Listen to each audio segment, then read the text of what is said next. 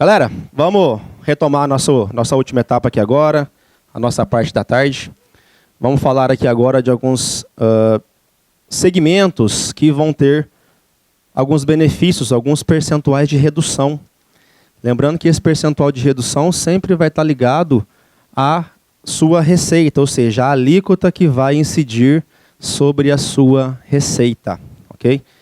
Então vamos ter alguns percentuais de redução que serão benéficos aí para cada segmento, tá? Então, primeiro a redução, aí os profissionais liberais. Basicamente, né, quem são os profissionais liberais? São aqueles profissionais que possuem profissão regulamentada. Então, médicos, contadores, advogados, arquitetos, ok? Profissional de educação física, enfim, qualquer serviço de natureza intelectual, ele pode aplicar aqui na sua receita um benefício da redução da alíquota em 30%, ou seja, a alíquota que for correspondente à sua operação, ele vai ter uma redução de 30%, ok? Vai pagar 70% de IBS, CBS. E aí, pessoal, temos algumas regras nesse caso aqui de profissional liberal para poder aplicar essa redução, ok? Primeiro, tá? Tem que ser prestado por pessoa física de forma pessoal e direta. Se não for prestado por pessoa física, é necessário que ele, na empresa, né, na pessoa jurídica dele, ele cumpra, né, acumuladamente, ou seja, 4 requisitos aqui. Possuam sócios com habilitações profissionais, não tenha sócio nesse CNPJ e nessa empresa que seja pessoa jurídica, né, todos os sócios têm que ser pessoa física, que esta empresa não seja sócia de outra empresa e que exerça atividades diversas das habilitações profissionais dos sócios. Vou pegar um exemplo aí do escritório de advocacia aqui, o escritório de contabilidade também se enquadra. Geralmente o que a gente faz? Nós temos lá o KNAI de contabilidade, que vai estar enquadrado nessa regra, e vamos supor que nós cumprimos essas regras aqui, ó. Mas geralmente nós colocamos lá um KNAI junto com a contabilidade, um KNAI de consultoria, um KNAI de apoio administrativo. Se isso acontecer, nós não vamos poder usufruir do benefício de 30%. Nós estaremos enquadrados na regra geral. Então você tem que adequar a sua empresa para que você tenha o benefício da redução de 30%. Se não adequar, vai cair na regra geral. Ou seja, eu preciso cumprir esses 4 requisitos aqui cumulativamente. Não é um ou outro, são todos os 4 de uma única vez. Beleza?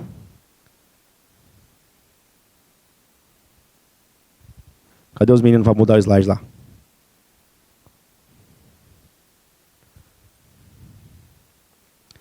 Redução de 60%, pessoal.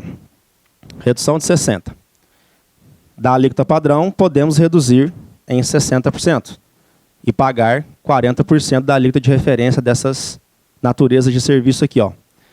Serviço de educação e saúde, serviços e dispositivos de acessibilidade para a pessoa com deficiência, medicamentos, alimentos destinados ao consumo humano, produtos de higiene pessoal, produtos e insumos agropecuários, produções artísticas, comunicação institucional e atividades desportivas.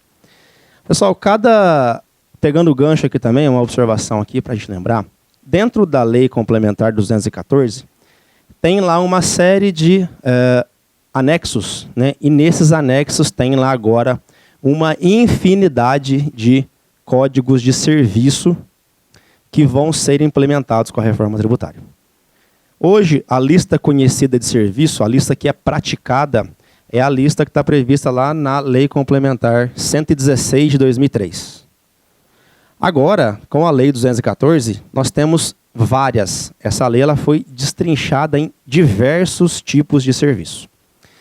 Então aqui nós colocamos de forma mais simplificada, né, uma forma resumida, quais seriam essas receitas, mas lá no anexo da Lei Complementar 214, nós temos na íntegra quais são esses tipos de serviço, quais são essas receitas que poderão se enquadrar nessa redução de 60%. E lembrando, pessoal, que como a nossa obrigatoriedade é de emitir a nota fiscal corretamente, vai haver uma classificação tributária, um código de Seclastrib para informar a redução de 60%, que vai cruzar depois com o código de serviço que está previsto lá na Lei 214. Então, na hora de emitir a nota, hoje nós temos, fazendo uma analogia aí, tá? Nós temos uma lista hoje de NCMs, né? Lá na TIP, onde lista todos os tipos de produtos possíveis. E nós vamos ter uma lista muito semelhante com os códigos de serviço. Não só desse, mas de todos os outros serviços que possam existir. Ok? Então vai ter também essa nova informação lá. Pulei 2, não? Pulei. Outro benefício, pessoal, alíquota zero. Produtos de cesta básica. Medicamentos essenciais. Dispositivo para pessoas com deficiência. Produtos hortícolas e automóveis adquiridos por pessoa com deficiência ou táxi, né, serão beneficiados pela alíquota zero. Ou seja, vai ter aí uma lista também, ok? Ou seja, quais são os produtos de cesta básica? Quais são? Hoje, a gente fica na dúvida, será que esse é, será que esse não é? Mas vamos ter uma lista agora de quais são os medicamentos, de quais são os produtos de cesta básica, quais são esses dispositivos com deficiência, quais são produtos hortícolas. Agora está escrito na legislação, não é mais interpretativo. Hoje, muitas dessas coisas são interpretativas. Agora nós teremos isso escrito de forma mais clara para fazer a apuração, né, e termos aí o subsídio da apuração assistida, que a gente vai falar também daqui a pouquinho, que a reforma vai implementar com o comitê gestor. Ok? Ou seja, se eu vendo também o meu produto com alíquota zero, obviamente, tá, que eu não posso gerar crédito para o meu adquirente. Não posso gerar crédito. Então eu sou, por exemplo, um restaurante que comprei arroz e arroz está na lista de cesta básica para fazer o meu prato do dia. Se essa mercadoria não vai ter incidência de IBS e CBS, obviamente que não há que se falar em crédito de imposto. Porque IBS e CBS é imposto contra imposto e não base contra base. Então, não terá nenhum tipo de possibilidade de apropriação de crédito, tá? Cadê Elisângela? Elisângela está até gravando ali agora, né, Elisângela? É esse que você quer, né? Transporte coletivo de passageiros, pessoal. Também existe aí um benefício, né, para o segmento de transporte coletivo.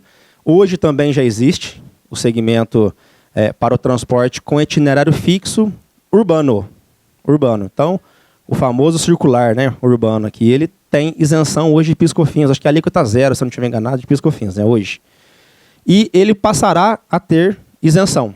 Na prática, significa dizer que vocês não vão pagar imposto sobre essa receita quando for de serviço de transporte metropolitano, urbano ou semi-urbano, ok? É diferente do transporte de pessoas entre municípios. Tá? Eu chamo de ônibus de linha, né? Não sei como é que vocês chamam aí. Né? Quando você vai de um município para o outro. Esse transporte tem uma outra característica.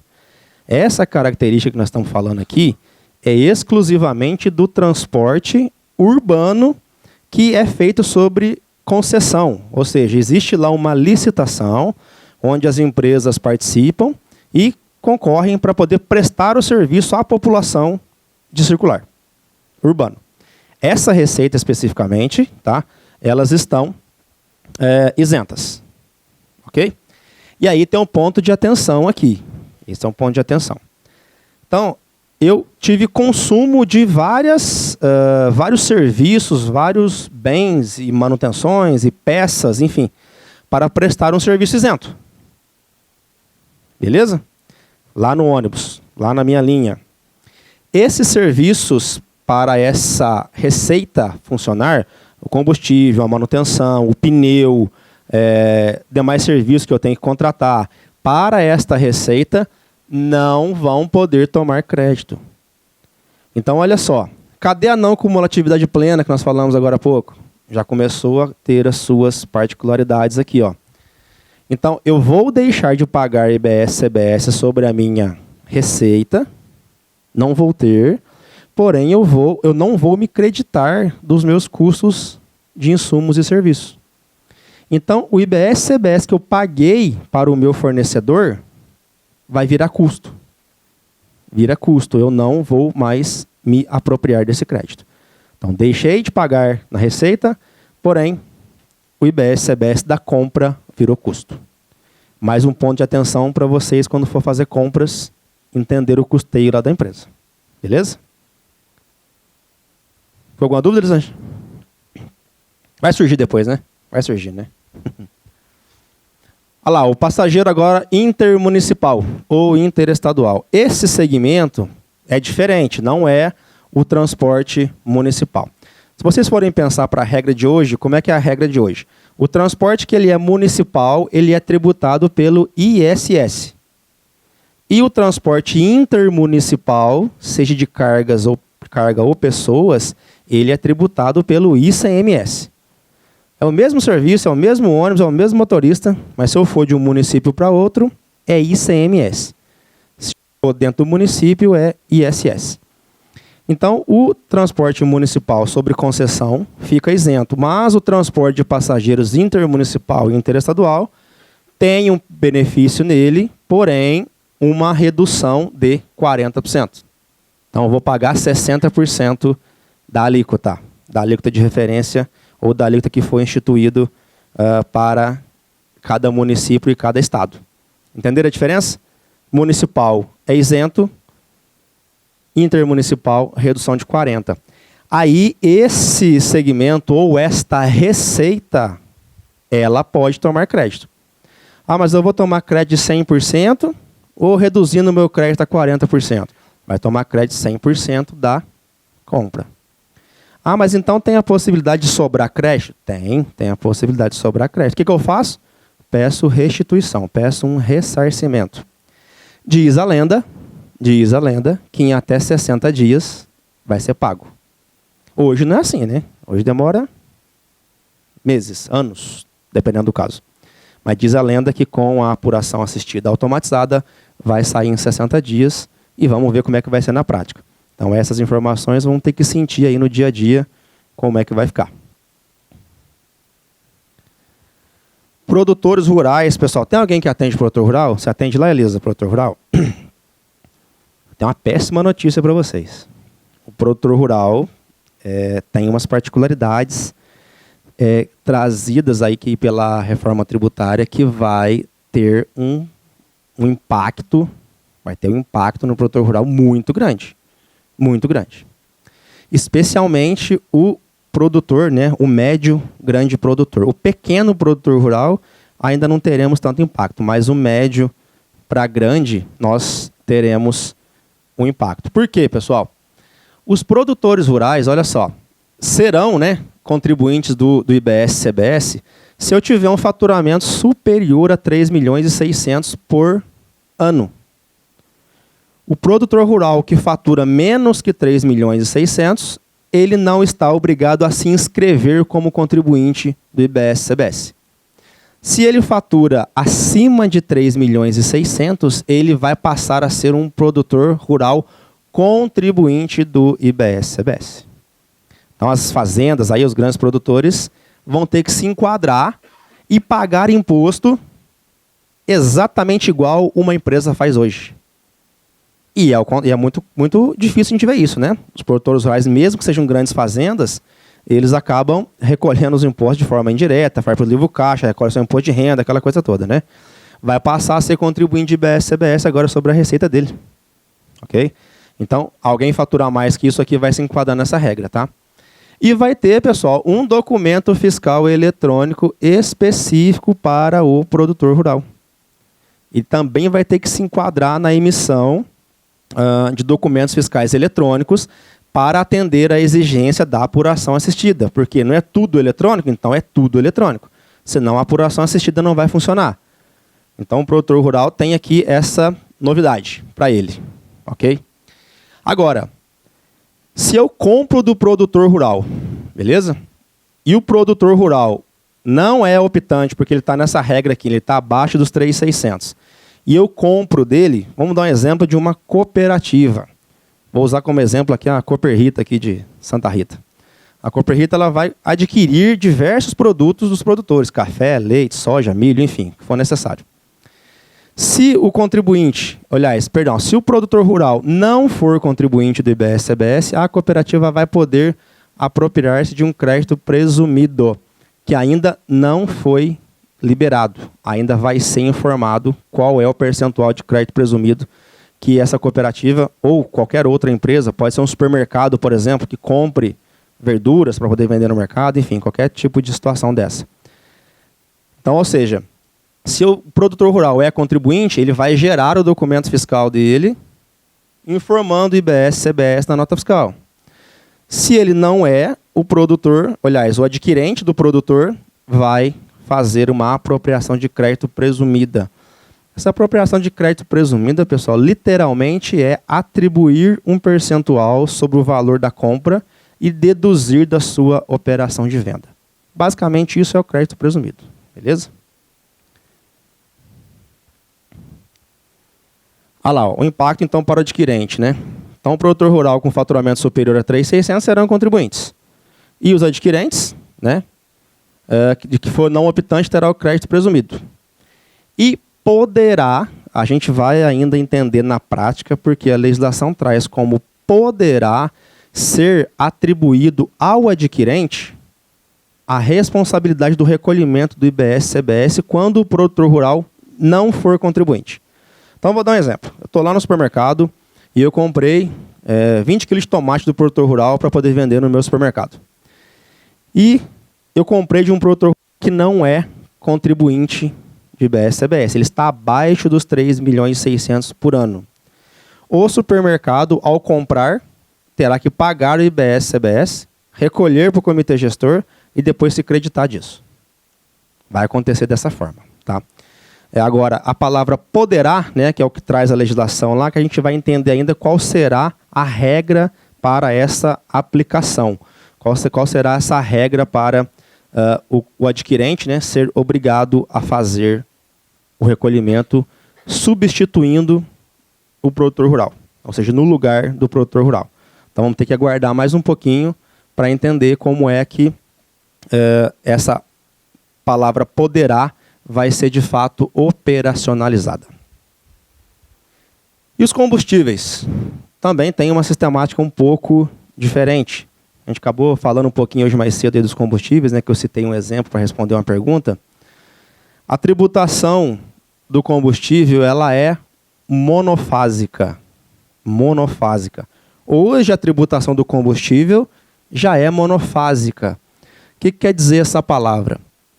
Quer dizer que é o seguinte, lembram lá da cadeia tributária onde tinha uma indústria que passava para o atacado, que passava para o varejo e que passava para o consumidor final?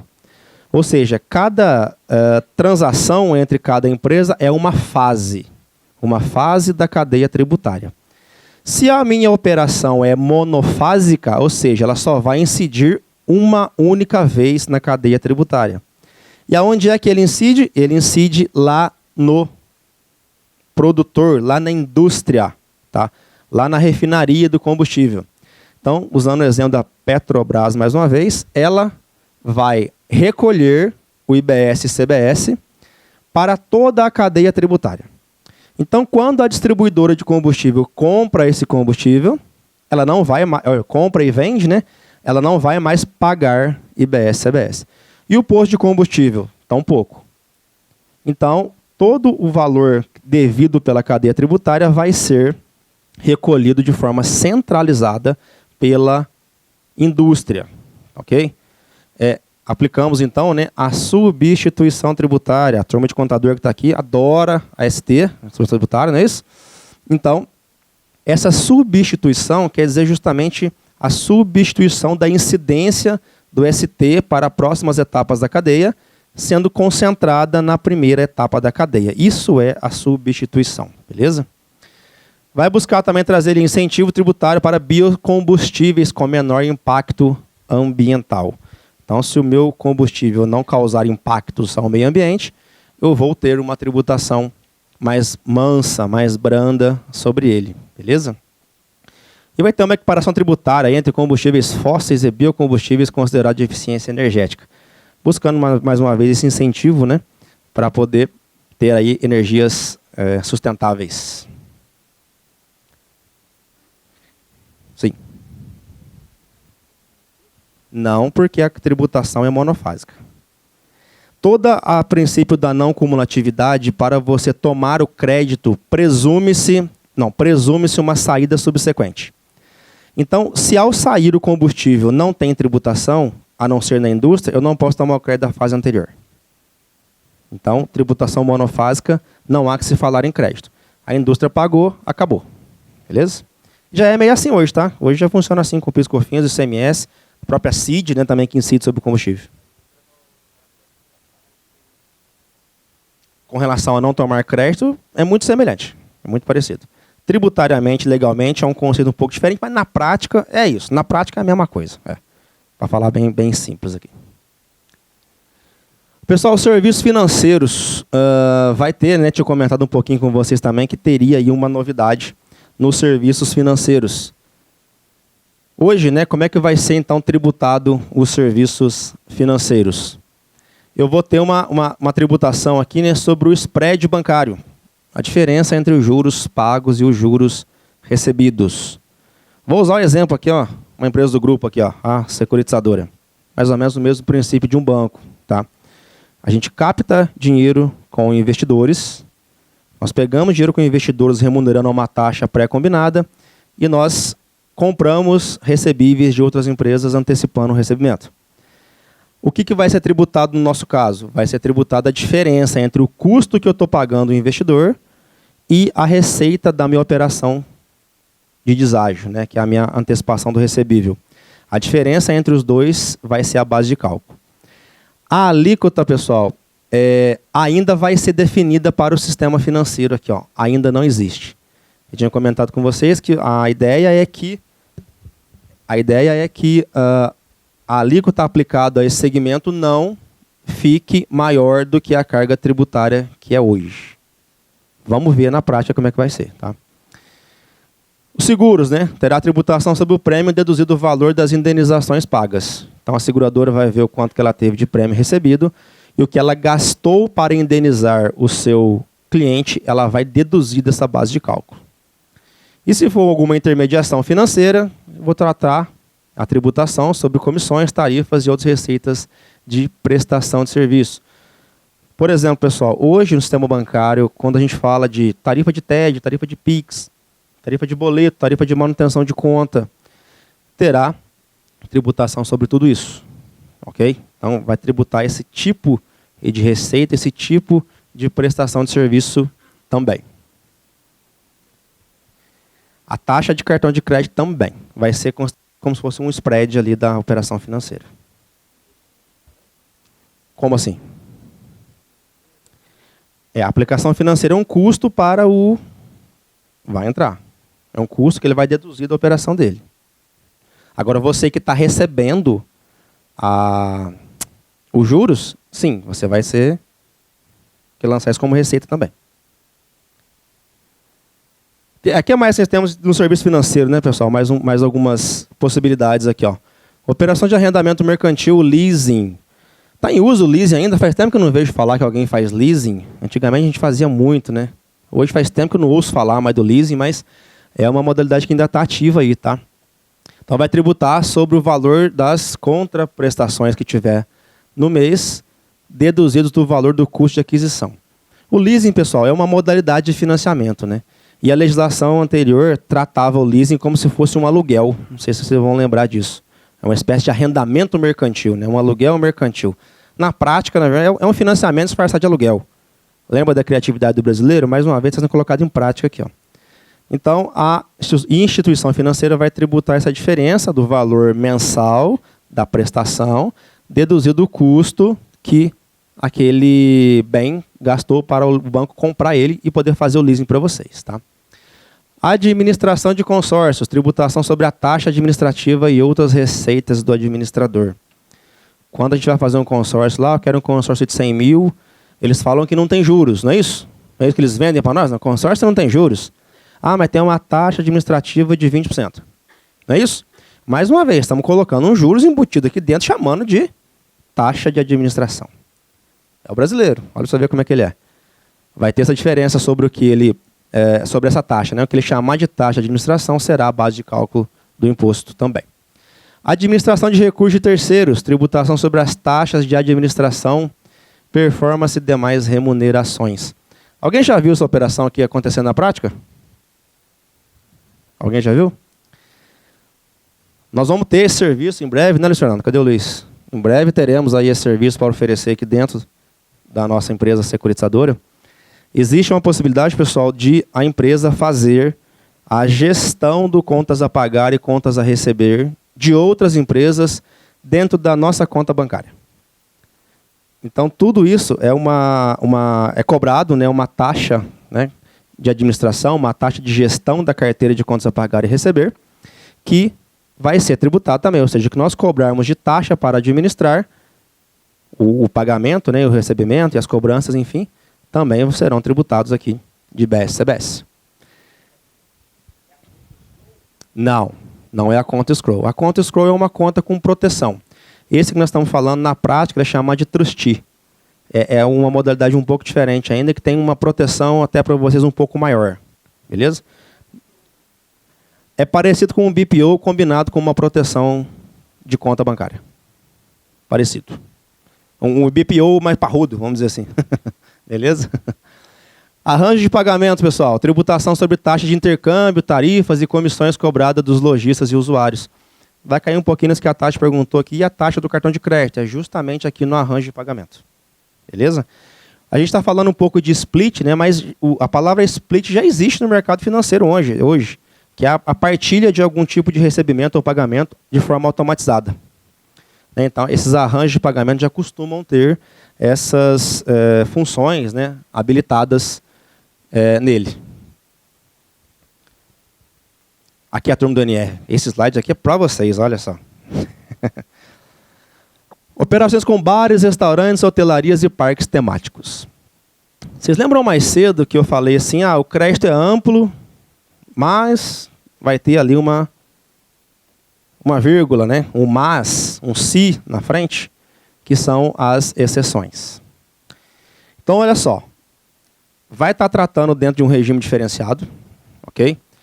Para o segmento de hotelaria, restaurante e parques temáticos. Qual que é a característica? Esses segmentos terão uma redução de 40% nas alíquotas que serão determinadas.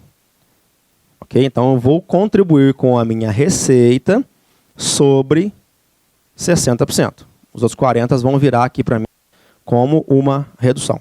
Ok? Primeiro ponto. O segundo, gorjetas, né, pessoal, que forem repassadas diretamente ao garçom, o famoso 10%, aqui ele está trazendo até 15%. Hein? Então, limitado a 15% do valor da conta, lá, né, vamos dizer assim, e for repassado de fato para os garçons, não terão, ou seja, não farão parte da base de cálculo do IBS-CBS. Beleza? Aí, pessoal, essas empresas poderão se apropriar de crédito das suas aquisições, quando suas aquisições forem tributadas de IBS-CBS. Tá? E essas empresas não vão gerar crédito para os adquirentes. Não vão gerar crédito para os adquirentes. Então, caiu naquele exemplo que eu estava falando. Poxa, eu mandei o meu vendedor fazer uma reunião, ficou no hotel e almoçou no restaurante do hotel. Isso vai virar 100% custo para a empresa que está pagando essa operação. Porque não pode fazer crédito. Porque essas operações, ou seja, essas empresas, são considerados fornecimento de bens e serviços de uso pessoal. E bens e mercadorias de uso pessoal não pode tomar crédito de IBS-CBS. Então, de casa grande para poder fazer lá, a galera do NR aqui. Por quê? Tem muitos insumos, né, que vocês compram lá, por exemplo, que vocês viram que vão estar isentos de IBS-CBS. Muitos produtos vão estar isentos. Então, eu já não vou ter o crédito. Porém, eu tenho uma redução na minha saída de 40%. Já é pensando muito nisso, tá? Para trazer um pouco de igualdade. Já que eu tenho vários produtos a serem comprados que eu não terei crédito, eu vou ter também aqui uma redução no meu IBS-CBS. IBS-CBS, tá bom? Então, é um regime, ou seja, que ele vai, vamos falar assim, impactar diretamente. Falando especificamente de vocês aqui, quem atender hotéis e restaurantes aí, tem um dever de casa um pouco mais complexo para fazer. Que precisa fazer uma análise tanto das compras, okay? Quem são os fornecedores, quem são os produtos que eu estou comprando, e também da minha redução da minha carga tributária, da minha saída, tá? A emissão do meu documento fiscal de saída. E as atividades imobiliárias, pessoal? Vocês lembram hoje mais cedo que nós falamos um pouco do CIB? Falamos um pouquinho do CIB. O CIB, ele é o cadastro, né, dos imóveis no Brasil. E aí, pessoal, a gente vai passar agora a ter aqui alguns contribuintes de IBS-CBS que várias vezes, por vezes, hoje não contribuem. Por vezes, hoje não contribuem. Tá? Então, ó, quando eu estiver fazendo uma venda de imóvel novo, realizado por contribuintes regulares, será sujeito à incidência plena do IBS-CBS. Será assegurado o direito a um abatimento do custo de aquisição, construção para a determinação de base de cálculo. Como é que funciona hoje? A maioria das construtoras, salvo quando o faturamento é muito alto, elas optam pelo lucro presumido. E o lucro presumido você acaba pagando os impostos pelo faturamento, sem qualquer tipo de dedução de crédito. Então, ou seja, eu vendi lá a minha casa por 500 mil, uma casa que eu construí para vender por 500 mil, os 500 mil é a minha base de cálculo. Vou ter incidência de PIS, perdão, hoje, né, tem incidência de PIS, COFINS, imposto de renda e contribuição social sobre esse faturamento. E se eu tive prejuízo? Pouco importa. Vai pagar o imposto sobre o faturamento. Não tem por onde correr. Não tem por onde correr. Agora, na nova sistemática, eu vou poder abater o custo de aquisição ou o custo de construção do meu imóvel. E após isso, eu ainda terei um redutor de fator social. Um fator de redutor social. Tanto da alíquota, quanto um abatimento na base de cálculo. Então, a tributação na venda de imóveis, pessoal, ela vai ficar legal. Ela vai ficar bacana. Venda de imóveis, eu estou querendo dizer das construtoras, ou seja, aquelas empresas que nasceram para construir e vender imóveis. Eu vou aplicar uma alíquota reduzida em 50%. Então, do valor determinado para aquela venda, eu vou reduzir a alíquota em 50%. E vou ter ainda um fator de redução social aplicado na base de cálculo de R$100 mil. A ideia disso aqui é, obviamente, fomentar a venda, né? Fomentar o segmento de construção civil. Então, na prática, pessoal, tentando dar um exemplo aqui um pouco de cabeça para vocês. Olha só. Vamos supor que eu vendi a casa por 500 mil. Vendi a casa por 500 mil reais. E eu gastei para construir essa casa 300 mil reais. Então, ou seja, o meu lucro nesse primeiro momento ele é de 200 mil. Como eu tenho um fator de redução de base de cálculo de 100 mil, eu vou reduzir a minha base de 200 menos 100 mil, vou ter uma base de 100. E vou reduzir a alíquota, vamos supor que seja de 28%, como eu vou reduzir em 50%, eu vou aplicar 14% sobre 100 mil após a aplicação do fator de redução social. Então, é um ganho, pessoal, muito bacana para o setor imobiliário de compra e venda. Então, as construtoras, né, que compram e vendem, elas têm aqui uma vantagem agora. Elas vão passar a ter uma vantagem tanto de redução de alíquota, quanto de redução do fator social da base de cálculo. E isso vai diminuir consideravelmente a tributação dela. Consideravelmente. Beleza? Agora, na locação... Sim. Se a construtora, acho que não pode ser do Simples Nacional, né? Então ela vai ser presumida do real. Então sim, independente do regime. dependendo do regime. Quando ela constrói para poder vender.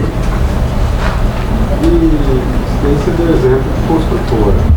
E imóveis já mais antigos. Vai ter um ponto ali. Vai ter um slide específico disso aí. Se você puder guardar um minutinho, a gente vai falar dele também, que vai ter um ponto específico disso aí. Aquela galera que gosta de fazer um imóvelzinho aqui e outro ali, fazer uma vendinha aqui e outra ali, né? Vai ter uma surpresa para vocês aí. Já que a gente vai falar dela. Pessoal, incidência de IBS e CBS na locação de bens imóveis por pessoa jurídica. Locação de bens imóveis por pessoa jurídica. A locação por si só está sujeita ao IBS e CBS. Ok? Está na regra geral de IBS e CBS. Eu, por exemplo, atendo uma empresa que ela é 100%. Ela tem como é que eu posso dizer assim, vários galpões, né, um condomínio empresarial, ela é dona de um condomínio empresarial, ela faz a alocação dos imóveis próprios dela e ela está justamente nessa situação aqui. Hoje ela não paga ICMS, não paga ISS, paga só o PIS e COFINS, imposto de renda e contribuição sobre as faturas de locação. A gente vai ter agora, que ela está na regra geral de IBS e CBS. Então, num primeiro momento, a empresa que faz locação está na regra geral de IBS e CBS. Ponto. Isso é um fato. Isso é um fato. Qual que é o outro fato agora? O outro fato é o seguinte. Os valores recebidos de aluguel, certo? São base de cálculo para contribuição. O locador vai poder gerar o débito, né? E as empresas que estiverem recebendo essa mercadoria vão poder tomar crédito. Assim como é hoje. Por exemplo, as clientes dessa minha empresa lá que locam os galpões, quando nós emitimos a fatura, eles fazem crédito de PIS e COFINS. E aqui também elas passarão a fazer crédito de IBS e CBS. O que vai mudar então para essa empresa, por exemplo, que faz locação de imóveis próprios? Acredito eu fortemente que o custo para o locador, aliás, o custo para o locatário, né, ele vai dar uma diminuída. Por quê? Eu vou deixar de colocar PIS e COFINS por dentro do preço, fazendo parte da própria base de cálculo do PIS e COFINS. E vou passar a colocar IBS e CBS por fora, que por sua vez vai ser creditado 100% pelo adquirente da mercadoria. Então existe uma tendência de diminuir, tá, o custo, né, para o locatário dessas empresas que fazem locação. E aí, qual que é o fato que eu queria trazer para vocês aqui agora? Que a empresa de locação ela é regime geral, né, tá tácito aí, escrito, não tem dificuldades em entender isso. Porém, na transição agora da reforma tributária, a legislação trouxe uma possibilidade. Ela trouxe uma possibilidade. Qual que é a possibilidade? Olha só. A possibilidade que trouxe é de eu abrir mão do regime geral de IBS e CBS e eu aplicar sobre a minha receita 3,65 sobre a receita bruta. Exatamente a mesma alíquota que se paga hoje de PIS e COFINS. A Fabrício, ela pode optar? Sim, ela pode optar. Ou ela vai ser regra geral de IBS e CBS, ou ela vai aplicar os 3,65 e vai abrir mão dos créditos que ela tiver da compra ou dos gastos que ela tem para poder manter o condomínio funcionando. Só que, para ela conseguir fazer isso, né, já falei que ela tem que renunciar dos créditos, que ela vai passar a ser cumulativo. Aí lembra da não cumulatividade plena? Também já começou a cair por terra aqui. Está facultando um contribuinte a fazer a opção por um recolhimento cumulativo. Mas, para ela poder optar por fazer essa sistemática aqui, pagar menos e não creditar, ela tem que cumprir 3 requisitos de forma cumulativa. Ela tem que cumprir as 3 condições aqui. Ó. Qual que é a primeira? O contrato tem que ser com finalidade não residencial. Ou seja, o meu cliente, né, o locatário do meu imóvel, tem que estar usando o imóvel para fins industriais ou comerciais. Ou seja, tem que ter uma empresa instalada nesse imóvel. Eu não posso ter um imóvel locado para fins residenciais. Que o contrato seja firmado até a data da entrada em vigor da lei. Então, isso serve para contratos novos? Não, não serve para contratos novos. O meu contrato tem que ser firmado antes da Lei 214, que foi do dia 16 de janeiro de 2025. E eu cumpri essas duas ocasiões aqui, eu cumpri essas duas regras. Eu tenho que, até 31/12 de 2025, pegar esse contrato de locação e registrar ele no cartório de imóveis. Se eu tiver condições de cumprir essas 3 condições, eu posso aplicar 3,65 sobre a minha receita e abrir mão dos créditos. Beleza? Se eu não cumprir isso, eu não vou poder eu não vou poder optar por fazer dessa forma e eu fico automaticamente enquadrado na regra geral de IBS-CBS, que é pagar a alíquota convencional de IBS-CBS. Teve um cliente que falou assim, não, mas então peraí, eu vou assinar o contrato agora com data de dezembro. O brasileiro arrumando um jeitinho para tudo aí. A comprovação disso aqui, pessoal, a comprovação desse item 2 aqui, ó, ela se dá única e exclusivamente pelo reconhecimento de firma do contrato que deveria ter sido assinado antes da lei 214 de 2025. Aí eu passei até para o jurídico deles isso, o jurídico deles estava avaliando, deixa eu ver se tem algum pega jurídico para burlar isso aí ou para quebrar isso aí. Eu falei, bom, aí está lá na esfera judicial, mas na esfera administrativa, nós não temos o que fazer, a regra é essa aqui. Aí vai fazer aquilo de forma sem cumprir aquela exigência, ficou mais para uma decisão estratégica, ficou para uma decisão jurídica dos meninos lá para poder ver se vai ou não vai. Beleza? Locação e alienação de bens por pessoa física. Vamos falar um pouquinho sobre essa operação aqui. Tem muita gente que tem ali um imóvel ou outro que faz locação. Aquela pessoa aqui faz um imóvelzinho ou outro para poder vender. A gente tem ali algumas novidades sobre isso também. Algumas novidades. Qual que é a regra agora para essas pessoas? Tá? Lembrando que nós falamos no slide anterior sobre pessoas jurídicas. Pessoas jurídicas que compram, vendem e alugam imóveis estão na regra geral IBS-CBS e não tem o que fazer. Agora, as pessoas físicas que fazem locações e alienação de bens imóveis, vamos ter uma regra específica. Uma regrinha específica para essa questão aqui. Ó. Quando que a pessoa física vai ser contribuinte do IBS-CBS? Quando que ela vai ser? Eu tenho que cumprir 2 requisitos para eu me tornar contribuinte desse imposto.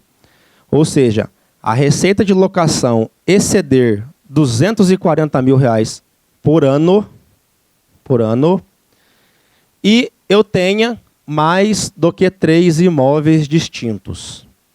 Então, qual que é a regra para eu ser contribuinte na questão de locação quando eu for pessoa física? E aí as imobiliárias lá têm que ficar muito atentos sobre essa regra. Qual é? Bom, eu tenho aqui um imóvel só. Eu tenho só um imóvel e ele me gera R$1 milhão de receita por ano. Sou contribuinte de IBS-CBS? Não, porque eu não cumpri o segundo quesito, que é ter mais de 3 imóveis. Agora, eu tenho 10 imóveis e faturo R$100 mil por ano com esses imóveis. Sou contribuinte de IBS-CBS? Não, porque eu não cumpri o requisito do faturamento mínimo, que é R$240 mil. Então, se eu tiver mais que 240 mil e mais que 3 imóveis distintos, eu estou enquadrado como contribuinte IBS e CBS. Porém, pessoal, eu não sei vocês, mas para mim isso aqui ainda resta uma pequena dúvida. No seguinte sentido, o que é considerado 3 imóveis distintos? O que é considerado 3 imóveis distintos? Vou dar um exemplo? Vai. Vou pegar esse cliente meu de novo que tem um condomínio empresarial e faz a locação. Tem uma matrícula lá no terreno e tem 12 galpões dentro desse terreno. E aí, cada imóvel cada galpão é um imóvel, ou eu vou ler só a matrícula? Ou interpretativo. Vamos ver como é que a Receita vai se pronunciar com relação a isso. Ou então eu tenho uma galeria, que eu tenho lá 20 lojas. E aí? É um imóvel só, ou eu vou contar a matrícula de cada loja? Enfim, isso ainda está um pouco no ar. Precisamos de um pouco mais de esclarecimentos com relação a isso. É por matrícula? Então, legal. Então, já temos aí um indicador da matrícula. Vai estar amarrado no CIB, né? Com certeza, porque é a única forma que eles têm lá hoje de amarrar. O informe pelo imóvel é matrícula, é individual. Então, se você tem uma matrícula para 4 galpões, é um imóvel. Vamos torcer para não mudar nada, né? Torcer para não mudar. E quando eu estiver fazendo alienação, pessoal, ou cessão de direitos, enfim, quando eu estiver de fato vendendo imóveis. Aqui em cima foi a parte de locação e aqui nós estamos falando agora da parte de vendas. Que tenham por objeto mais de 3 imóveis distintos no ano calendário, tá? E mais de um imóvel construído pelo próprio alienante nos 5 anos anteriores à data de alienação. Então, ou seja, em 5 anos eu construí e vendi mais de um imóvel, construí e vendi, eu estou sendo obrigado a pagar IBS, CBS, como se eu fosse uma construtora, mesmo que eu seja uma pessoa física. Então, olha só, pessoal. Isso aqui também é um pouco complexo para a gente interpretar, olha só. Eu recebi de herança, por exemplo, lá 4 imóveis. E num ano eu vendi os 4 imóveis. O ano que vem eu sou contribuinte de IBS, CBS. Aí o ano que vem eu fui lá e construí um imóvel e vendi. Você já vai ter que pagar IBS, CBS também.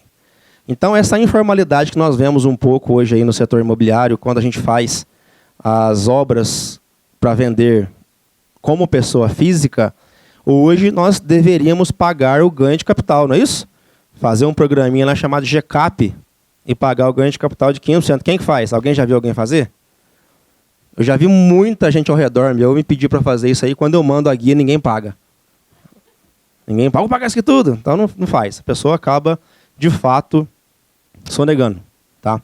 E fica aí no risco. E, para ser bem sincero, pessoal, até hoje eu ainda não vi alguém ser questionado pela Receita sobre isso. Mas, com a implementação do CIB, que vai ser um monitoramento daquele imóvel, isso vai ficar praticamente impossível de acontecer. A malha de cruzamento que a Receita vai ter para poder identificar todas essas regras aqui, ó, já vai estar implementada em 2027. E aí, na hora que você for transferir o seu imóvel, o cartório vai falar assim, opa, vem cá, bonitão, você tem uma guiazinha para pagar de IBS, CBS aqui. Se não pagar, não transfere, não faz o negócio, não transaciona o imóvel. E você vai ficar com aquele trem lá para frente. Então, vocês precisam pensar nisso. Quem tiver nessa informalidade, avalia. Por quê? Olha só. Aquele redutor de fator social, lembra que eu falei para vocês, lá atrás no slide anterior, ele só se aplica para contribuinte regular, pessoa jurídica. O fator de redutor social não se aplica para imóveis vendidos por pessoa física. Então aí, será que vale a pena eu me formalizar, eu constituir uma empresa, ou será que vale a pena eu continuar ainda na informalidade? Cada caso vai ser um caso. Vai ter casos e casos. Nesse universo nosso tributário, eu costumo falar que nada é certeiro, tudo depende. Tudo depende de muitas variáveis, de muitas circunstâncias que vão nos levar a tomar uma decisão de formalizar ou não, seguir um caminho ou seguir outro caminho. Então está muito no depende, né? Cada situação vai ser uma variável diferente. Então, na prática, essa questão de venda de imóvel, pessoa física, pelo menos o que diz o último item lá, não vai mudar muito do que já é hoje, né? Porque hoje você tem esse benefício, se você vender um imóvel a cada 5 anos, você tem essa... Deixa de pagar o ganho de capital. Deixa de pagar o ganho de capital. Deixa de pagar o ganho de capital. Tá, então... Com exceção do primeiro item que eu não... Isso, se você tiver um volume maior também lá, que você recebeu aquele imóvel, ou faz 5 anos que você não vende. Quando você vendeu os 3 num ano só, você vai passar a ser contribuinte. Mas ficou mais ou menos parecido, sim. Tem essa regra no ganho de capital também. Beleza? Gente, agora vamos falar aqui do... Eu pelo menos, na minha opinião, é a maior revolução que a reforma tributária traz para nós. E para quem ainda não ouviu falar, eu vou falar aqui agora, talvez vocês vão assustar. Porque nós assustamos quando eu ouvi a primeira vez, nós ficamos, meu Deus, como é que esse negócio vai funcionar? Isso não vai dar certo. Quem que inventou esse negócio aí é louco. Mas vai, gente, mas vai funcionar.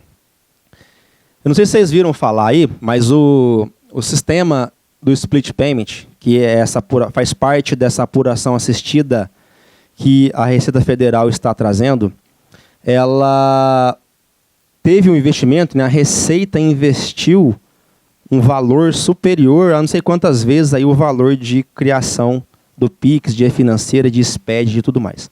A robustez que a Receita está tendo esta sistemática de apuração aqui e recolhimento é algo inovador. Algo inovador. Não existe no mundo inteiro o que vai ser implementado aqui no Brasil. Outros países estão vindo copiar esse modelo de split payment que o Brasil vai implementar. Está só esperando funcionar para todo mundo cair matando para poder pegar isso aqui do Brasil e fazer funcionar nos países deles. Tá? É algo realmente surpreendente. E vamos tentar entender aqui. Vai gerar dúvidas, vocês ficam à vontade aí para ir perguntando, que nós vamos tentar esclarecer para vocês aqui todas as dúvidas. Tá? Bom, trazendo para abrasileirando, né, essa palavra aqui, o split payment, seria um pagamento compartilhado. Né? Se fosse fazer uma tradução literal dessa expressão, seria um pagamento compartilhado. Então, como é que vai funcionar? Como é que vai funcionar o split de pagamento? Vai haver uma emissão de documento fiscal eletrônica. Então, todas as operações onerosas serão respaldadas por documentos eletrônicos. Não vai haver nenhum tipo de documento fiscal que não seja eletrônico, beleza? O adquirente da mercadoria vai pagar aquela operação. Vai fazer o pagamento daquela operação, né? Total. Preço de produtos mais impostos. Via sistema de pagamento convencional, igual nós temos hoje. Seja através de um cartão de crédito, seja através de um boleto bancário, um TED, um Pix, de qualquer forma. Todo esse aparato financeiro, né, vai ser adaptado para atender às regras aqui do split payment. E vai ser feita uma segregação de forma automática. De forma automática. Vai acontecer o split, né, a divisão, o compartilhamento do pagamento, onde parte vai para a Receita Federal e o Comitê Gestor, do IBS-CBS, e parte vai para o vendedor da mercadoria. Parte vai para o vendedor e parte para o governo. A parte que for para o governo, o que for CBS já fica com a Receita Federal, e o que for IBS vai entrar o papel do Comitê Gestor de segregar o que é IBS estadual e o que é IBS municipal. Então o Comitê Gestor vai ter bastante trabalho para poder destrinchar isso aí, ok? Como é que vai funcionar então lá? Ó? Vai ter um cadastro dos contribuintes, que nós já vimos lá que a mera fato de eu ter um CNPJ, eu já estou inscrito. Quando eu precisar me inscrever como CPF, eu tenho que solicitar um cadastro de contribuinte, tá, ok? Vai haver a transação comercial, vai ter o pagamento via sistema financeiro integrado e eu vou ter a divisão do pagamento, onde vai ter a destinação sobre o valor recolhido, parte para o fornecedor, né, e parte para o governo. Pessoal, esse aqui é o esquema do split payment. Quem está desenvolvendo o split payment lá a nível de sistema, cadê o Cauê? Gosta de sistema, né? É isso aí, ó. Split é isso aí, ó. Basicamente, uma informação importante aqui para vocês, tá, pessoal? A gente comenta muito que a reforma tributária ela traz um impacto no caixa da empresa. Traz um impacto no caixa. Economicamente, obviamente, que nós já passamos um pouquinho sobre o conceito, mas também traz um impacto no caixa da empresa. Vamos pensar um pouquinho, fazer uma comparação como é que é o sistema hoje de apuração de impostos. Quando eu compro uma mercadoria, eu tenho crédito. Quando eu vendo a mercadoria, eu tenho débito. Tá ok. Isso vai continuar sendo assim na reforma? Vai. Mas em momentos distintos. Por quê? Por que é momento distinto? Como que é o crédito hoje? O crédito nós chamamos que é um crédito escritural. O que é um crédito escritural? Eu dei entrada na minha nota fiscal de compra da minha matéria-prima ou da minha mercadoria para revenda. Eu aproprio do crédito. Eu vou lá, escrituro o crédito. Reconheço o crédito na minha apuração. Falou-se hoje, tá? Esquece o split por enquanto. Falou-se hoje em alguma coisa de pagamento para tomar o crédito? Não. E se eu não pagar essa nota fiscal? Tudo bem, o crédito já é seu, porque ele é um crédito escritural. Tá? E o débito, como é que funciona o débito hoje? Eu emiti a minha nota fiscal, eu já tenho o débito daquele imposto. Também é um débito escritural. Por quê? Eu emiti a nota, reconheci ela no meu livro de saída, automaticamente já vai para o débito da minha apuração. Ao final do mês, ou no período subsequente, eu junto essa movimentação do mês anterior, encontro uma conta com a outra, faço o débito menos o crédito e recolho a diferença. Bom, vai ser assim na reforma? De certa forma, sim, mas em momentos diferentes. E aí, requer aqui agora um ponto de atenção de vocês. O débito, ele é escritural. Emiti a nota, estou devendo imposto. Emiti a nota de venda, estou devendo imposto. E o crédito? O crédito é financeiro agora. Ou seja, eu só vou ter o crédito se eu pagar. E se eu não pagar? Não tem crédito. Então, olha o impacto. Olha o impacto. Eu fiz a minha compra, vou pagar o fornecedor meu daqui X dias. 45 dias, por exemplo. Vou poder apropriar o crédito de BSBS? Não. Quando que eu vou poder apropriar? Daqui 45 dias. Aí, por outro lado, o meu fluxo financeiro não está muito encaixado, eu tenho um desencaixe ali entre a entrada e saída. Eu vendi a minha mercadoria para o meu cliente me pagar com 30 dias.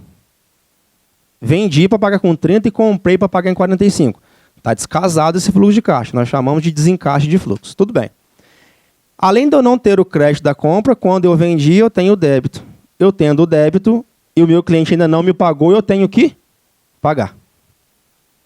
Poxa, mas e o crédito? Quando você pagar, você recupera. Então, olha o seu caixa corroendo. Olha como é que o seu caixa vai ficando cada vez mais debilitado. Ele vai ficar cada vez mais apertado. Então, por que eu falei que a reforma retributária ia mudar o jeito de fazer negócio? Vai mudar o jeito que você negocia. O vendedor e o comprador têm que entender de prazo médio de pagamento, de prazo médio de recebimento. Senão, na negociação dele, ele vai cada vez mais apertar o fluxo da empresa. Tem que entender de tudo. Quem faz negócio tem que entender disso. Quem está lá por trás operacionalizando tem que entender disso. Senão vai estrangular o fluxo de caixa. E é delicado. A gente tem comentado, pessoal, que quem tem poder de fluxo de caixa, quem tem bastante caixa, tem um caixa alto, vai passar a ter um fator de competitividade maior do que as pequenas empresas que têm um caixa pequeno. Por quê? Eu vou conseguir dar mais prazo para o meu cliente. E o pequeno vai ser difícil de conseguir fazer isso. Então, olha a sacada. Vocês vão deixar para olhar para isso só lá no final da reforma, quando ela estiver implementada? Não dá. Você já tem que começar a mudar, fortalecer o caixa da empresa de vocês desde já. Ok? É importantíssimo vocês entenderem isso. Tá? E aí, galera, como é que vai funcionar essa operação aqui? Ó? Isso aqui, basicamente, é o split payment. Isso aqui, basicamente, é a apuração assistida. Então, vamos fazer uma linha do tempo aqui, para vocês entenderem. A apuração, essa apuração assistida aqui, ela está voltada para essa empresa. O nosso foco aqui é a empresa varejista aqui nesse exemplo. Ok? Pessoal, esse slide aqui ele é um slide disponibilizado pela própria Receita Federal. Tá? Teve umas lives da Receita Federal que ela disponibilizou esse slide aqui e nós estamos usando ele aqui na nossa apresentação de hoje. Tá? Vamos pensar o seguinte, ó. A empresa varejista compra a mercadoria dessa empresa atacadista. Ela está comprando essa mercadoria aqui por R$100. Aqui nesse exemplo está se aplicando 26% de IBS e CBS. Então, financeiramente, essa empresa vai desembolsar R$126. Quando essa empresa pagar, paguei o boleto, subiu 26 aqui para o comitê gestor e veio 100 para o fornecedor. O fornecedor pegou o 100 dele, ficou quietinho, nem viu o cheiro aqui dos 26, que os 26 já foi lá para o comitê gestor. Beleza? Aí, eu tive então aqui, né, nesse momento de pagamento, eu tive um crédito de R$26, que está paradinho ali esperando a compensação. Depois eu peguei essa mesma mercadoria que eu comprei por 100 e vendi ela por R$150. Incidindo, didaticamente, mais uma vez, tá, pessoal? Os mesmos 26%. Então eu tenho um débito ali nesse primeiro momento, né, de R$39. Tem um débito de R$39. Eu vou ter um débito de R$39. O que o comitê gestor vai fazer? Qual é o momento que isso aqui está sendo pago? Qual é o momento que esses 39 vai subir para o comitê gestor? Vamos ter duas possibilidades aqui, ó. O cliente pagou essa mercadoria, pagou esse boleto, né, pagou essa venda aqui, dentro do mesmo mês em que eu paguei o crédito? Sim, foi isso que aconteceu. Então tá, esse fornecedor aqui, né, que fez a venda, o varejista que fez a venda para o consumidor final, ele não paga os 39, e como ele já pagou 26, vai ficar 13 restido de IBS, CBS. Agora, segunda possibilidade.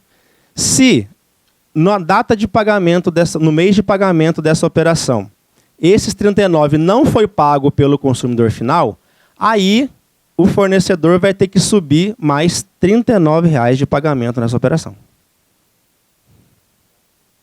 Sim, porque o débito não é na emissão da nota? Eu recebi do meu cliente? Ainda não.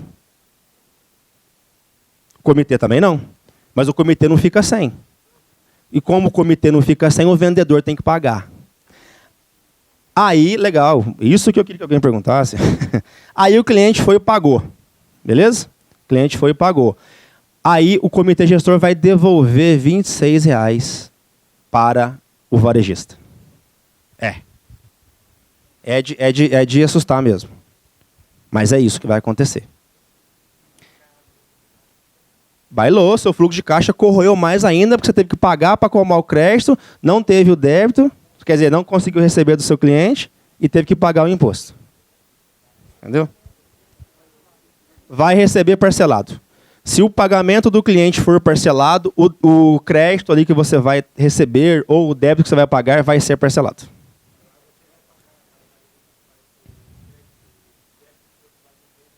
Vai. E depois você vai recebendo isso aos poucos conforme o seu cliente for te pagando. Porque é pagamento.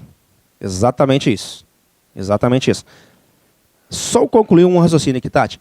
E esse dinheiro aqui, pessoal, se ele for pago pelo consumidor final após o pagamento desse imposto, a devolução, diz a lenda, que é em 3 dias úteis.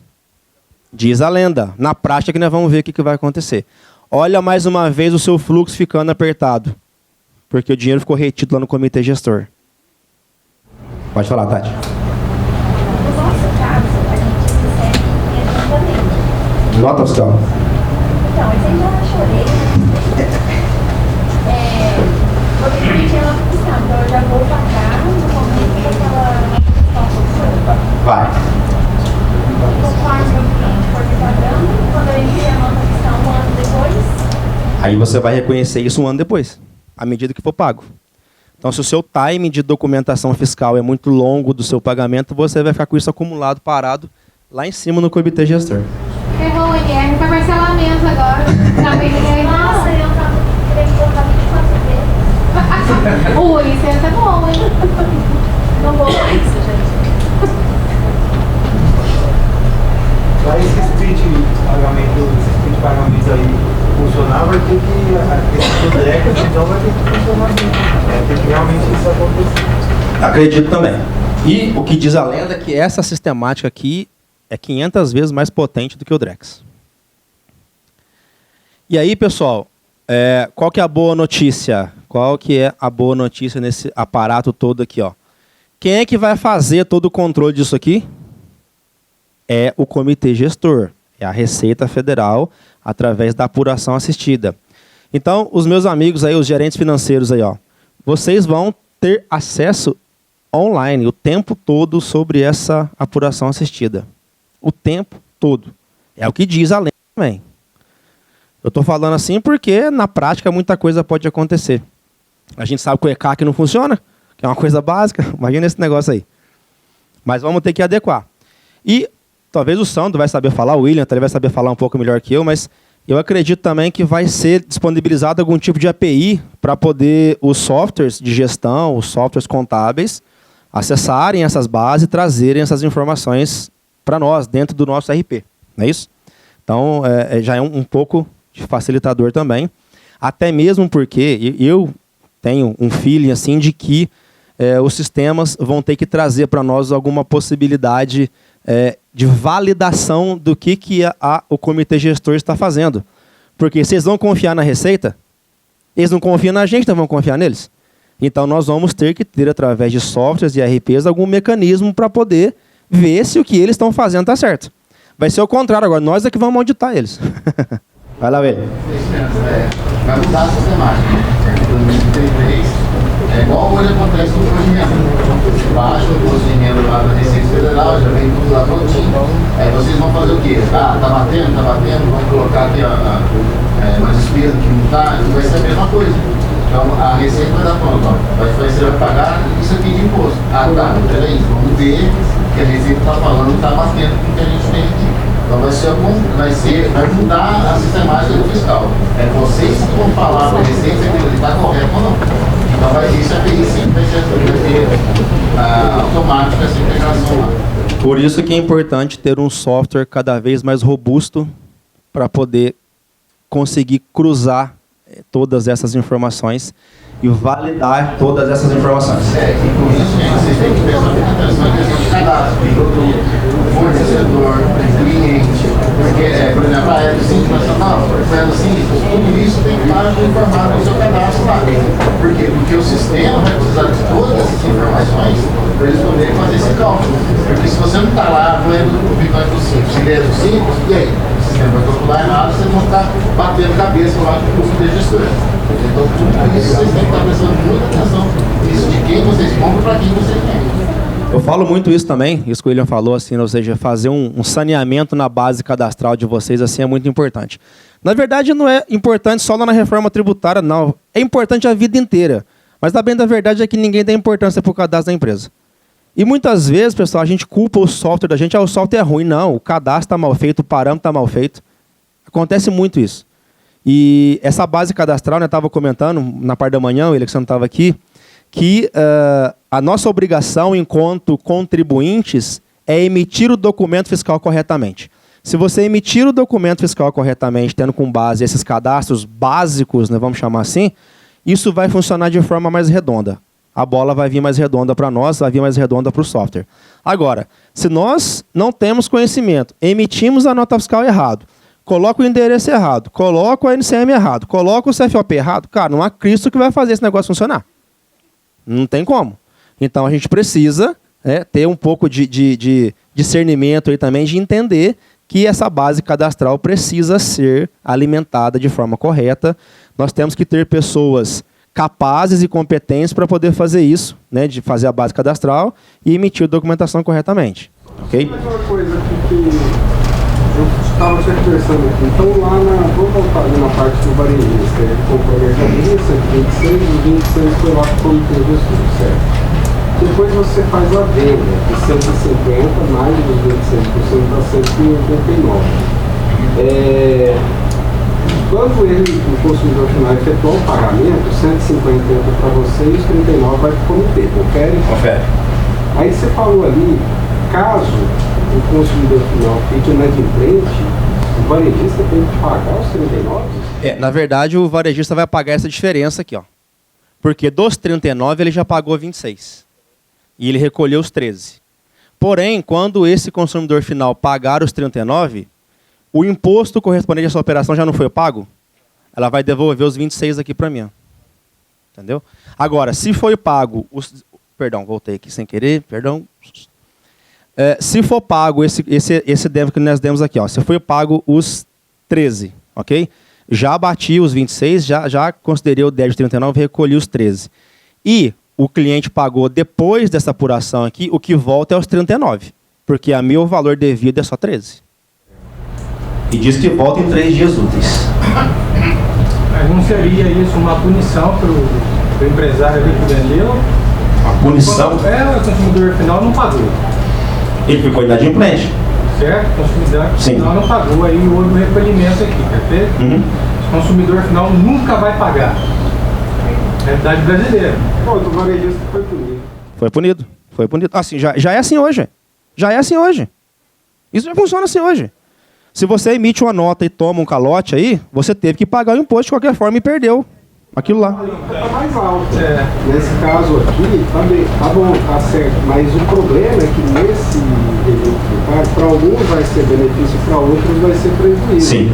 Sabe? Eu imagino que ele está trazendo essa visão aqui, porque no caso deles eu estou enxergando algum tipo de prejuízo. Eu também enxergo de prejuízo para mim. Então, porque as nossas alíquotas vão subir muito. Para alguns vão subir, para outros vão descer. É a isonomia que a gente está buscando aqui.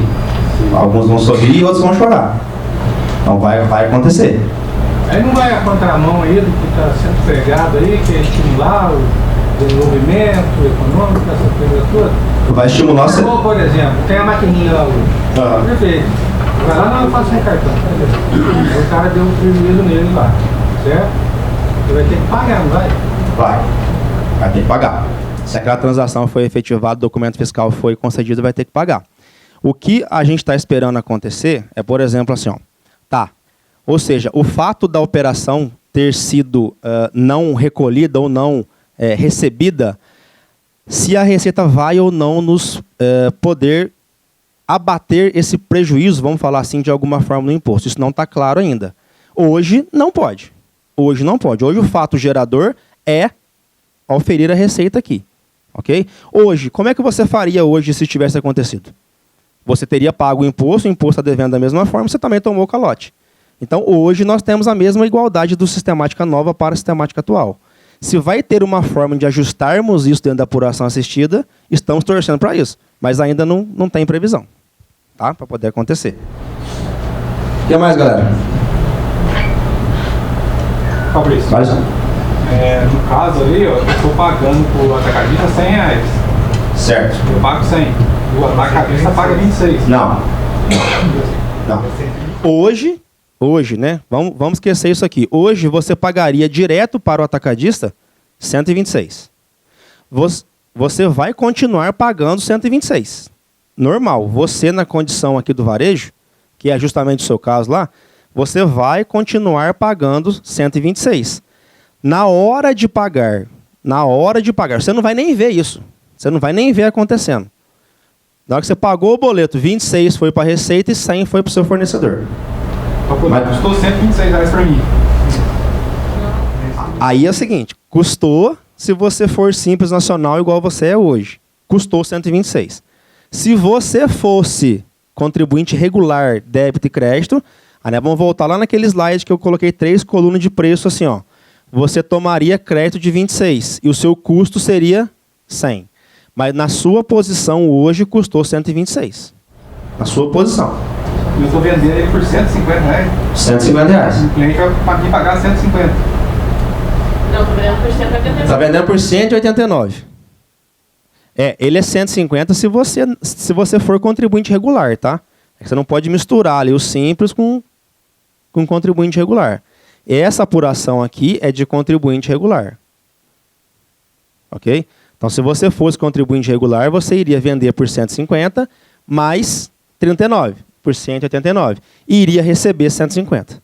Porque os 39 já vai direto para a Receita. No meu caso, como Simples Nacional, teria que estar vendendo ainda 189? Não, como Simples Nacional, você deveria estar vendendo por 150, mais o Simples embutido dentro dos 150. Vai voltar lá naquele slide de preço que eu mostrei do Simples puro para você. Não, varia de 4% a 17%. Naquele quadro era 10%. Naquele quadro era 10%, exatamente. Didaticamente ele foi 10% naquele quadro. Isso mesmo. Mais alguém? E aí, pessoal, essa modalidade aqui, vinda do split payment, é o que vai gerar para nós a apuração assistida. E a apuração assistida que eles estão chamando é o que o comitê gestor vai fazer justamente com relação a nos entregar, a nos demonstrar qual é o valor devido, da apuração, ou seja, do meu imposto. Então, quem vai fazer o cálculo a partir de agora não somos mais nós contribuintes. Nós vamos, como o William falou, auditar. O nosso sistema vai ajudar a gente a auditar o que a Receita fez. E eu acredito que no início vai ser pego aí bastante coisa, vai ter que ter um feeling muito grande de vocês empresários que vão estar à frente do financeiro de vocês, interpretando o que a Receita está demonstrando dentro da apuração, tá? E depois, obviamente, que os softwares vão aí, né, importar essas apurações para podermos ser conferido, para poder ser contabilizado, enfim, toda essa operação, tá? Então, ó, dentro da apuração assistida, pessoal, né, o sistema integrado aí de apuração vai apurar todos os débitos e créditos em tempo real com base nos documentos fiscais emitidos. Beleza? Vai ter registro automático dos débitos e créditos, certo? Compensação automática entre débitos e créditos e vai gerar a guia de apuração já pré-preenchida. E, pessoal, espera-se que a redução com conformidades seja reduzida com relação à implantação da apuração assistida.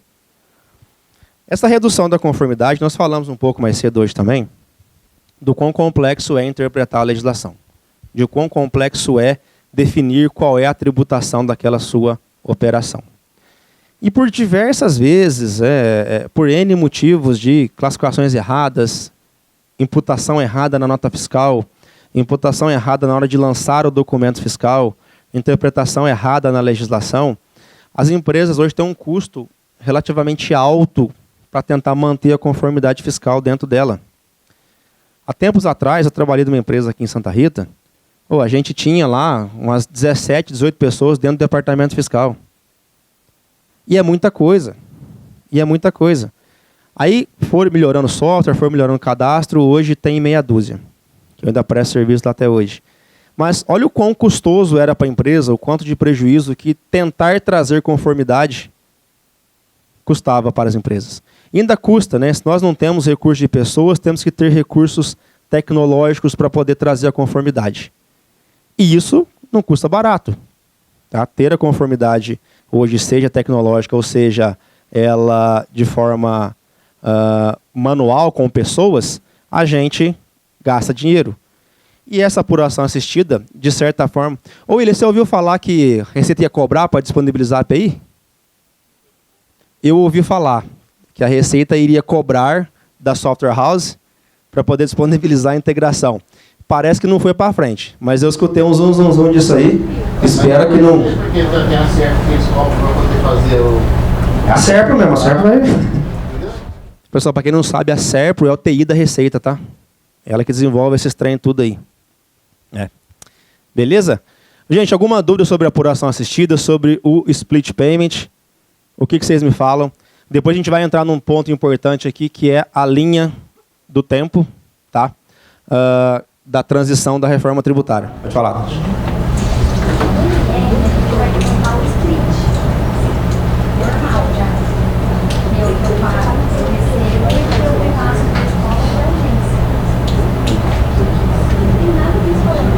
Não tem nada a ver, porque esse split seu é dentro do seu arranjo de pagamento.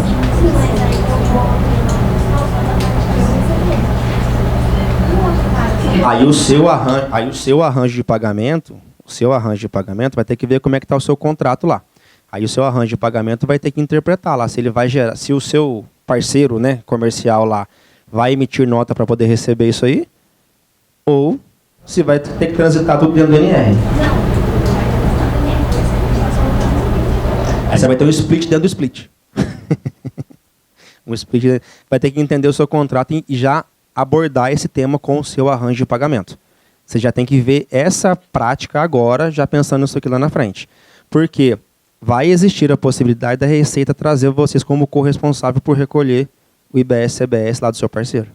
E aí é um ponto de atenção bem relevante. Beleza? Pessoal, acho que o café está disponível lá, não é isso? Vou, antes de liberar vocês para o café aqui, quem comeu demais no almoço aí não, né? Antes de liberar vocês aqui, nós estávamos falando recentemente aqui sobre a importância do software, né? E eu queria convidar mais uma vez aqui o Sandro para dar uma palavrinha com vocês para reforçar um pouquinho essa questão da inteligência tecnológica aí. E em seguida vamos tomar um cafezinho lá, beleza? O pessoal pediu para eu dar uma enrolada no 6 aí. Bom, a sacolinha aí, quem dá uma... Alcance esse folder aqui nosso, fazendo favor. Queria mostrar para todos. Aqui também está minhas redes sociais. Ô, Juan, tem como chegar para cá um golinho para pegar meu contato? Ali tá legal, ó. Ali que não tá tão legal. Tá só o careca de barba. Aí, garoto. Ficou bom. Bom, pessoal, esse é o software que a gente comercializa para as empresas. É o RP Forminha, um software de gestão direcionado para o empresário. Ele tem todos os controles, todas as gestões. E a ideia nossa é fazer tudo isso que o Fabrício vem pregando aqui, né? Ter todos os controles, toda a tributação. Aqui tem todas as ferramentas que hoje a gente trabalha. A gente tem o maior universo de ecossistemas do Brasil de software. Então, como vocês podem ver no centro aqui, são todos os ramos que a gente trabalha. Qual que é o meu recado aqui? Na dificuldade de algum colega, de algum empresário, sugerir Alterdata, tá? Não é... vou indicar. Indique para a gente, tá? A gente tem um programa lá também de indicações, um cashback. A gente falou do cashback aqui, a gente tem esse programa de cashback. Quem indicar, leva 10% de cashback sobre a venda, por 3 anos, hein, gente? E aqui todos os segmentos que a gente atende, a gente é muito especializado em vários desses segmentos, como ótica, como pet shop, como mercado de restaurantes e grandes empresas também, tá? Então, fica o recado aí. Obrigado. Vamos tomar um café? Pode liberar, Michele? Pessoal, obrigado, Sandro, mais uma vez aí pelas palavras. E 20 minutinhos, pessoal, vamos lá tomar um café para a gente partir aí para a reta final do nosso dia de hoje.